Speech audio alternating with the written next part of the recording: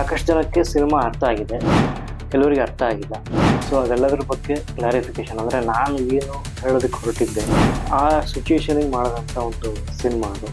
ಒಂದಷ್ಟು ಜನಕ್ಕೆ ಒಂದಷ್ಟು ಕನ್ಫ್ಯೂಷನ್ಸ್ ಇದೆ, ನಟಿಸಿ ನಿರ್ದೇಶಿಸಿದಂಥ ಒಂದು ಶಾರ್ಟ್ ಫಿಲ್ಮ್ ಪ್ರಸ್ತುತ ಅನಿಸಲ್ಲ ಅನ್ನೋ ಕಾರಣಕ್ಕೆ ಒಂದು ನೈಟಲ್ಲಿ ಇಡೀ ಸಿನಿಮಾದ ಸ್ಕ್ರಿಪ್ಟ್ ಏನಕ್ಕೆ ಮುಗಿಸ್ಬಿಟ್ಟೆ. Actually psychological subject short film ಮಾಡಿದ್ದೆ, ಬಟ್ ಶೂಟಿಂಗ್ ಆಗಿತ್ತು, ರಿಲೀಸ್ ಮಾಡಿರಲಿಲ್ಲ. ಅದಾದಮೇಲೆ ಫಸ್ಟ್ ಆ್ಯಕ್ಚುಲಿ ಮೊಬೈಲಲ್ಲಿ ಇದನ್ನು ಒಂದು ರಫ್ ಆಗಿ ಶೂಟ್ ಮಾಡೋಣ, ಮುಹೂರ್ತಕ್ಕೆ ಇದನ್ನೇ ಇಟ್ಟು ಪೂಜೆ ಮಾಡ್ತಿದ್ದೆ ಆ್ಯಕ್ಚುಲಿ. ಸೊ ಈ ಲೈಫ್ ಆ್ಯಂಡ್ ಡೆತ್ ಲೂಪನ್ನು ಒಂದು ಮೆಟಾಫರಿಕಲಿ ಹೇಗೆ ಹೇಳ್ಬೋದು ಅಂತ ಒಂದು ಸಣ್ಣ ಪ್ರಯತ್ನ ಪಟ್ಟೆ. ಕ್ಯಾಮ್ರಾ ಹೆಂಗೆ ವರ್ಕ್ ಆಗುತ್ತೆ, ಲೈಟಿಂಗ್ ಹೆಂಗಿರುತ್ತೆ, ಸೌಂಡ್ ಹೆಂಗೆ ಮಾಡೋದು, ಮ್ಯೂಸಿಕ್ ಹೆಂಗೆ, ಡಬ್ಬಿಂಗು, ರೀ ರೆಕಾರ್ಡಿಂಗು, ಎಡಿಟಿಂಗು, ಕಲರು, VFX ಇದೆಲ್ಲದ್ರ ಬಗ್ಗೆ ಅದೊಂದು ದೊಡ್ಡ ಜವಾಬ್ದಾರಿ ಅಂತ ಹೇಳ್ಬೋದು. ಸೊ ಅಲ್ಲಿಂದ ಜರ್ನಿ ಸ್ಟಾರ್ಟ್ ಆದಾಗ ಅದು ಹೇಗಿತ್ತು, ಅಲ್ಲಿನ ಒಂದು ಎಕ್ಸ್ಪೀರಿಯನ್ಸ್ ಹೇಗಿತ್ತು, ಸ್ವಲ್ಪ ಅದು ನಡೆದಿದೆ. ಬಟ್ ಎಲ್ಲೊಂದು ಕಡೆ ಇಲಾಜಿಕಲ್ ಅನಿಸ್ತಿದೆ ಅಂತ ಕೆಲವೊಂದಷ್ಟು ಸೀನ್ಸ್.